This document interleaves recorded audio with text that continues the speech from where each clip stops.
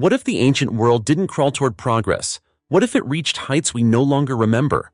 A granite core near the Great Pyramid shows spiral grooves so deep and uniform that engineers still debate what kind of drill could have made them.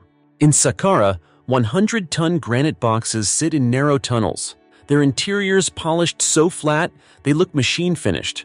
And in Mesoamerica, small stone figurines were magnetized on purpose, aligning subtly with Earth's field as if designed to read direction.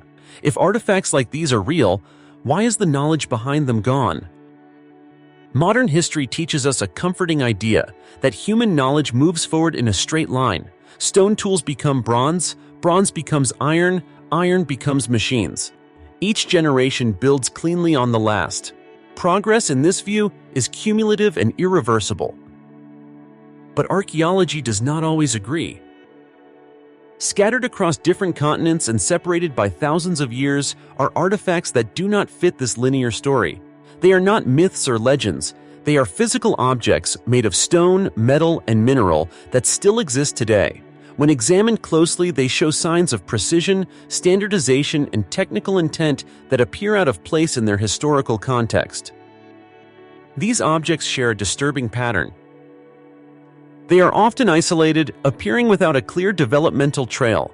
There are no prototypes before them and no improved versions afterward. The tools that should have produced them are missing. The manuals, workshops, and training systems that normally accompany complex technology have vanished. What remains is only the finished result, silent, intact, and unexplained. This is not a story about aliens or supernatural forces. It is something more unsettling. It is the possibility that advanced knowledge can exist, function effectively, and still be lost. In some cases, ancient texts describe machines that should not have been possible. In others, modern engineers analyze tool marks and material properties that exceed what hand tools are believed to achieve. Sometimes, the mystery lies not in how impressive the object looks, but in how consistently it was made, as if guided by rules, measurements, and repeatable processes. If even one of these artifacts represents genuine lost technology, then history is not just missing details, it is missing entire chapters. And when we line these discoveries up side by side, across China, Egypt, Mesoamerica, India, and the Mediterranean, a larger question emerges. Are these unrelated anomalies? Or are they fragments of technological traditions that rose, functioned, and then collapsed due to war, climate change, social breakdown, or the simple fragility of knowledge passed from one human mind to another? The 10 discoveries in this film are not presented as proof of a forgotten golden age. They are presented as evidence of discontinuity, moments where human capability appears to spike, then disappear without explanation. Each one forces the same uncomfortable question. If our ancestors could create this, what else did they know, and why don't we know it now? Let us begin with a machine that ancient records claim could do something humanity would not officially rediscover for nearly 2,000 years. Controlled flight. 1. The mechanical bird of Yen Shi. Controlled flight in ancient China. In the 3rd century BCE, during the Zhou dynasty, an event was recorded that still unsettles historians and engineers alike. It appears in the Liesi, a classical Taoist text, not as myth or allegory, but as a court account. A master craftsman named Yen Shi arrived at the royal court of King Mu carrying a carefully wrapped wooden object. The king assumed it was ceremonial, perhaps a carved animal or symbolic offering. What Yen Shi revealed instead defied every technical expectation of the age. It was a life-sized mechanical bird. According to the text, the bird was not decorative. When placed on the ground and adjusted by its creator, it lifted itself into the air, stabilized its body, circled the courtyard, altered its wing positions mid-flight, and returned smoothly to its starting point. This was not a passive glider carried by wind. It was described as powered, controlled, and repeatable. At a time when even basic aerodynamic principles were unknown, this object behaved like a machine designed with them in mind. Shocked, the king ordered the bird to be dismantled immediately. Court scribes documented what they found inside. The interior contained a complex mechanical system: gears, joints, levers, axles, and interlocking components arranged as a unified assembly. The language used to describe it closely resembles how we would describe mechanical automation, not sculpture. Even more unsettling, the text states that Yan Shi had built other machines as well. Some were humanoid automatons capable of walking, bowing, and performing coordinated gestures. When one of these was taken apart, its interior revealed carved wooden structures resembling tendons, organs, and articulated joints, a form of mechanical mimicry far closer to primitive robotics than ritual art.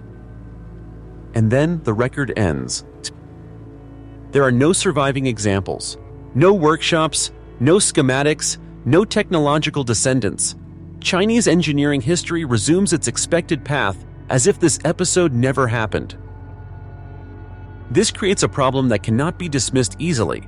The Liezi is not a single outlier text. It belongs to a broader philosophical tradition that records natural phenomena, tools, and observations with surprising precision. If the mechanical bird was symbolic, why describe its internal structure in such detail? If it was fictional, why frame it as a court demonstration rather than a parable? And if it was real, the implications are profound. Controlled flight requires an understanding of balance, lift, weight distribution, and mechanical coordination. These are not accidental achievements. They imply systematic experimentation and repeatable knowledge. Yet none of that knowledge survived. The mechanical bird of Yan Shi stands as a perfect example of a technology that appears fully formed, then vanishes, a peak without a slope, a machine without a lineage. If such a device could exist once and disappear entirely, the question is no longer whether ancient people were capable of advanced engineering. The question becomes, how much has already been lost? And this is only the first case. 2. The Quimbaya aerodynamic gold objects, flight without a flying culture. Deep in the burial sites of Colombia, archaeologists uncovered a collection of gold artifacts created by the Quimbaya civilization, dating between 300 and 1000 CE. At first glance, most of these objects appeared familiar: stylized animals, insects, and ceremonial figures typical of pre-Columbian metalwork. But mixed among them was a small group of objects that did not resemble anything alive. They were compact, symmetrical, and unmistakably engineered. These gold figures featured swept-back wings, vertical tail fins, clearly defined fuselages, and stabilizers aligned in a way that biological creatures do not possess. For decades, museums labeled them as stylized birds or abstract insects, yet no species, real or mythological, matches their structure. The turning point came when aeronautical engineers examined the artifacts, not as art, but as shapes. What they found was unsettling. The proportions were precise.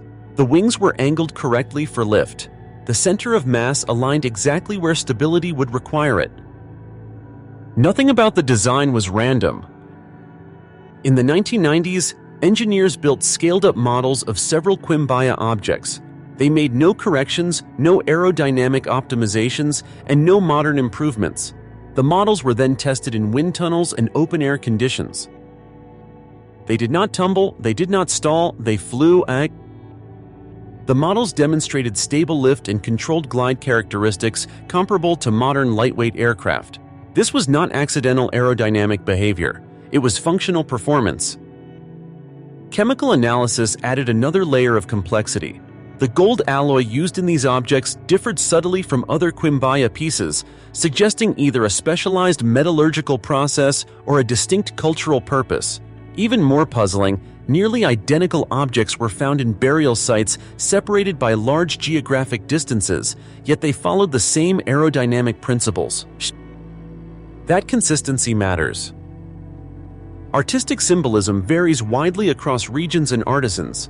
Engineering standards do not. The repeated appearance of the same functional geometry suggests a shared design logic, not individual artistic expression. And yet, there is no evidence that the Quimbaya or any neighboring culture possessed a tradition of flight. There are no launch mechanisms, no written references, no depictions of flying machines, and no mythological framework that would explain why such forms existed. This leaves an uncomfortable conclusion. These objects look less like representations of animals and more like miniaturized models, objects designed by people who understood how air behaves around shaped surfaces, even if they never left behind a flying machine. If that understanding existed, it did not survive. The Quimbaya aerodynamic objects are not mysterious because they are beautiful. They are mysterious because they are technically coherent and because the knowledge required to create them vanished without a trace. If flight principles were known here even in fragmentary form, then the history of human aerodynamics may be far older and far more fragile than we assume. And as strange as these golden aircraft appear, the next discovery suggests that ancient engineers may have understood something even more invisible than air. They may have understood magnetism. 3. The magnetized Olmec figurines, knowledge of Earth's invisible force.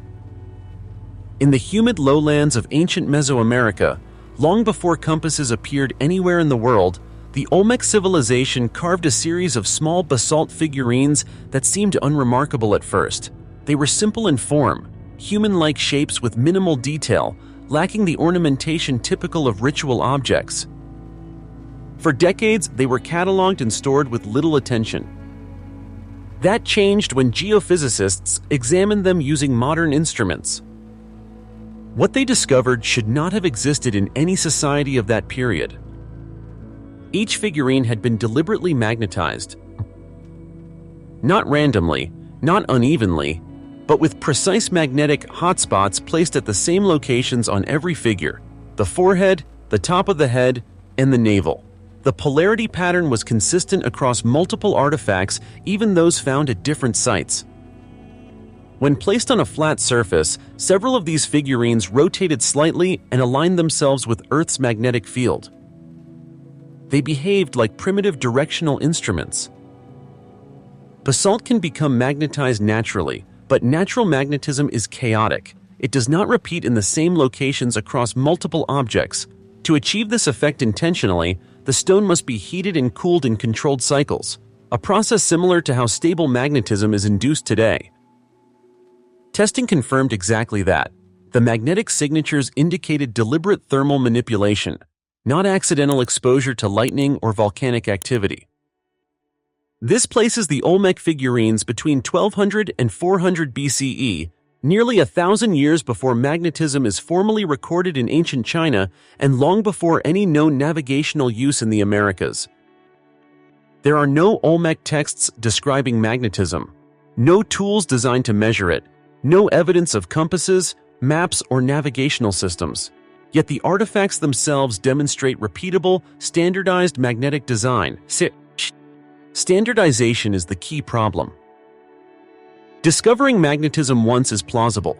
Repeating it with precision across multiple objects implies knowledge, testing, and technique. Someone understood not just that stone could be magnetized, but how to do it reliably.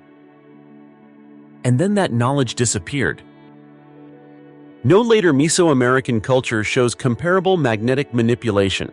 The technique does not evolve, it does not spread, it simply ends. The Olmec magnetized figurines confront us with a difficult reality. Entire branches of scientific understanding can be discovered, applied, and then erased, leaving behind only silent objects that still respond to forces their makers once understood. If ancient engineers could harness something as invisible and abstract as magnetism, then the limits we place on early science may say more about modern assumptions than ancient capability. And magnetism is only one invisible force. The next artifact suggests ancient builders may also have mastered something far more physical: the ability to cut one of Earth's hardest stones with machine-like precision. 4.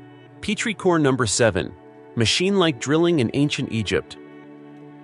In the late 19th century, British Egyptologist Flinders Petrie uncovered an object near the Great Pyramid that would later become one of the most controversial artifacts in Egyptian archaeology. At first glance, it appeared ordinary, a cylindrical core of granite, likely a byproduct of stone drilling. But when engineers examined it closely, the object raised questions that have never been resolved. This artifact, known as Petrie core number 7, displays a series of deep, evenly spaced spiral grooves running along its surface. The grooves are not shallow scratches. They cut cleanly into granite, one of the hardest stones the ancient Egyptians worked with. Granite contains quartz crystals, which rank high on the Mohs hardness scale. Cutting through quartz efficiently requires tools of exceptional hardness and sustained pressure. Ancient copper or bronze drills, even with abrasive sand, typically leave slow, uneven, shallow marks. Petrichor number 7 shows the opposite. The spiral grooves are uniform in depth and width, indicating that the drill advanced through the stone at a constant rate. Modern engineers calculated that the feed rate implied by the grooves far exceeds what could be achieved by hand-powered drilling using known ancient tools. Even more troubling, microscopic analysis revealed that the drill bit appeared to slice through quartz crystals cleanly rather than fracturing them. This behavior is consistent with a tool maintaining stable rotational force and high pressure, conditions normally associated with mechanized drilling. Petrie himself was disturbed by the find. He noted that the precision suggested a level of stoneworking beyond the capacity of the tools we know. Similar cores and drill marks have since been identified at other Egyptian sites, showing that this was not a one-off anomaly. And yet, no such drilling equipment has ever been found. There are no hardened drill bits, no mechanical assemblies, no depictions in reliefs or texts explaining how such work was done. Egyptian records are remarkably detailed when it comes to tools and labor, yet this technique is never described. This leaves a stark contradiction. Either the Egyptians possessed a method of drilling granite that modern archaeology has failed to identify, or our assumptions about their technological limits are incomplete. Petrichor number 7 is not mysterious because it is old. It is mysterious because it bears the signature of a process, not improvisation. It looks like the product of a system that knew exactly what it was doing. And if such a system existed, it did not survive. The next discovery suggests that this level of precision was not confined to drilling alone, but extended to some of the largest and heaviest stone objects ever placed underground by human hands. 5. The Serapeum of Saqqara. Industrial precision without industry. Beneath the sands of Saqqara lies a vast underground complex known as the Serapeum. Carved deep into the bedrock, its tunnels contain more than 20 massive granite boxes, often called sarcophagi, each one presenting an engineering problem that has never been convincingly solved. These are not symbolic containers. Each box was carved from a single block of rose granite, quarried nearly 500 kilometers away in Aswan.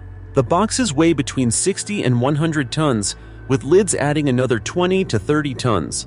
Even with modern machinery, moving and positioning objects of this mass in confined underground spaces would be a serious challenge. But weight is only the beginning of the mystery.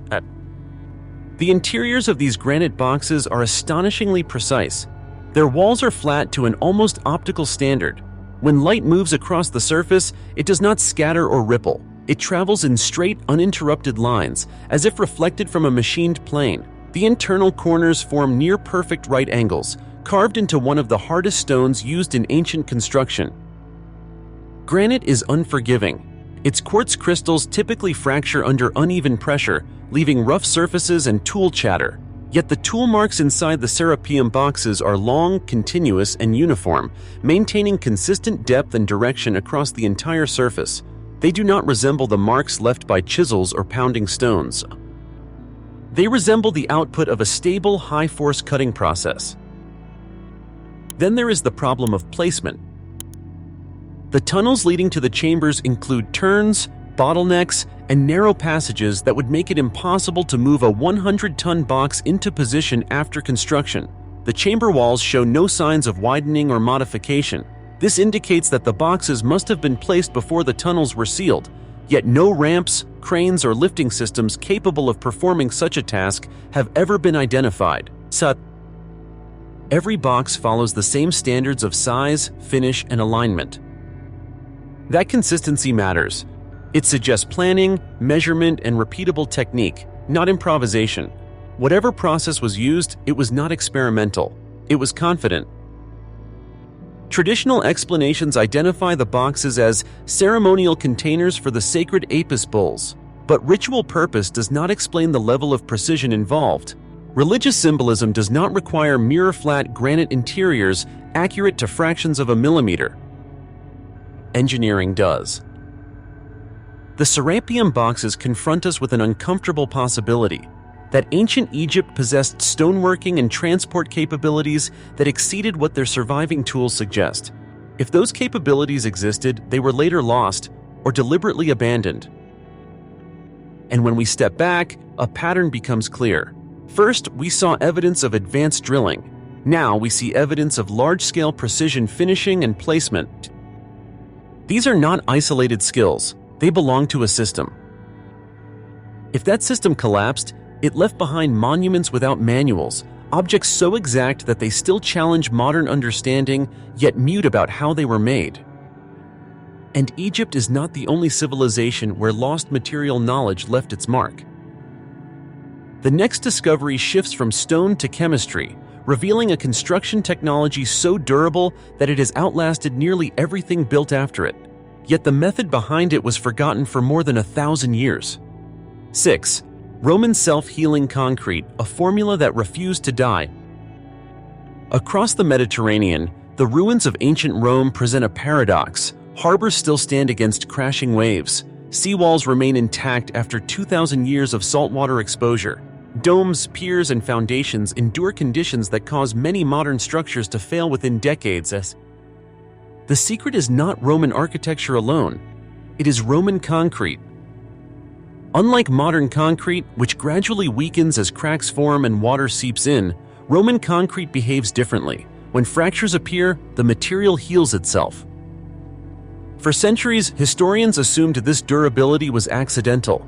Only recently did material scientists begin to understand what was actually happening at a chemical level. Roman concrete was made using a precise combination of volcanic ash, aggregates, and an ingredient modern builders were taught to avoid: quicklime. When the concrete was mixed and poured, fragments of lime remained embedded within the structure. As cracks formed over time, water entered and reacted with these lime inclusions, triggering a chemical process that produced new crystalline growth. The cracks sealed themselves. Laboratory analysis confirmed that these reactions were not random. They followed predictable pathways that restored structural integrity, especially in marine environments where modern concrete degrades fastest. In effect, Roman builders had engineered a dynamic material, one that responded to damage instead of passively deteriorating. This raises a critical question. How did ancient builders understand a chemical process that modern science only explained in the 21st century? Roman engineers left behind extensive records, treatises on roads, aqueducts, and military construction. And yet, the exact formulation of this concrete was never fully documented. Over time, as volcanic sources changed, trade networks collapsed, and building traditions shifted, the knowledge faded. By the Middle Ages, the formula was gone. For more than 1,000 years, no civilization reproduced concrete with comparable longevity. Modern concrete, optimized for speed and cost, sacrifices durability and self-repair. Only recently have researchers begun trying to reverse engineer Roman methods, often with partial success but never complete fidelity. The most unsettling part is this: Roman concrete was not a miracle discovered once. It was used systematically and at scale across an empire. Which means it was teachable, it was repeatable, and it was trusted. And yet, when the social systems that supported that knowledge collapsed, the technology went with them. Roman self-healing concrete is a reminder that progress does not always fail because of ignorance. Sometimes it fails because knowledge requires continuity, and continuity is fragile.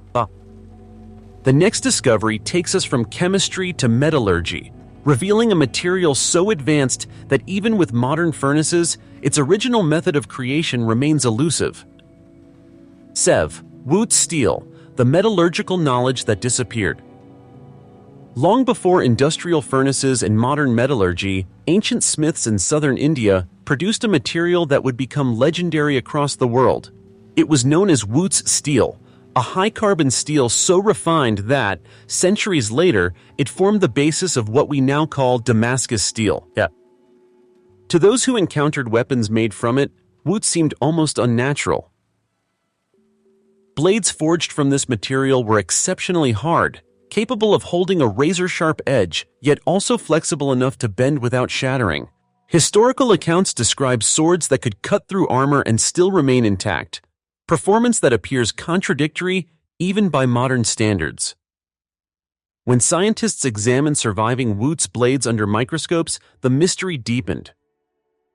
The steel contained a complex microstructure, networks of carbides arranged in repeating patterns at the nanoscale.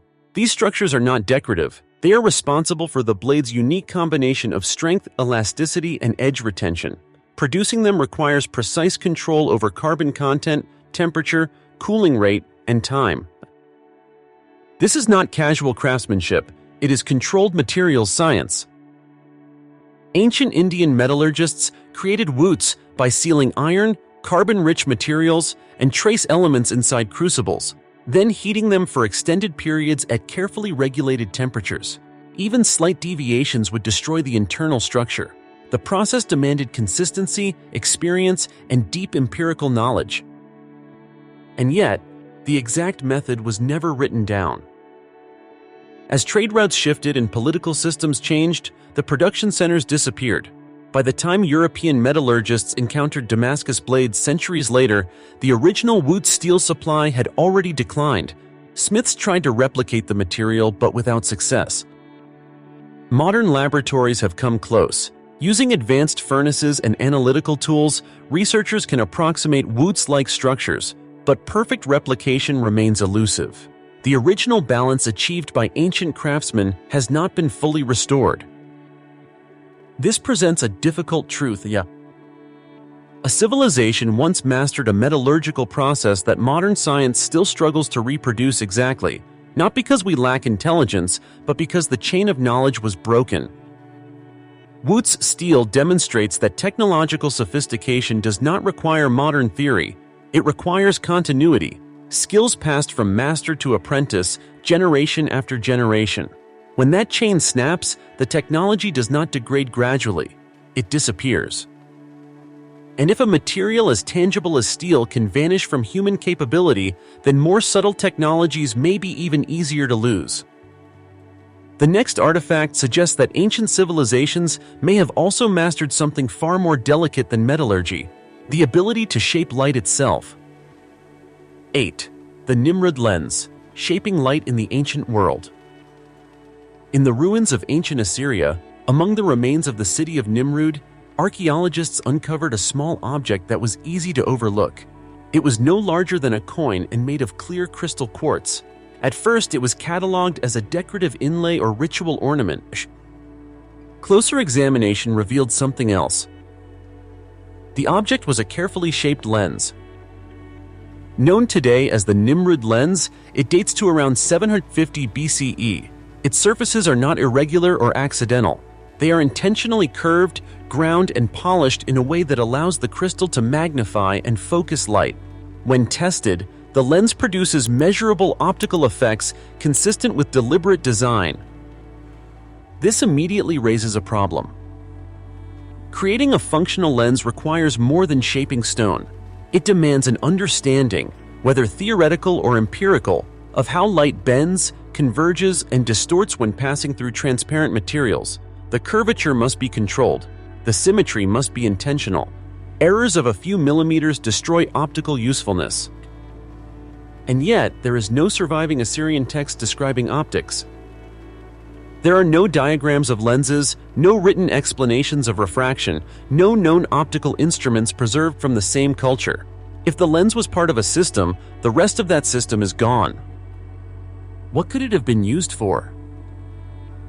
Some researchers suggest practical applications, magnifying fine engravings, aiding precision craftsmanship, or starting controlled fires.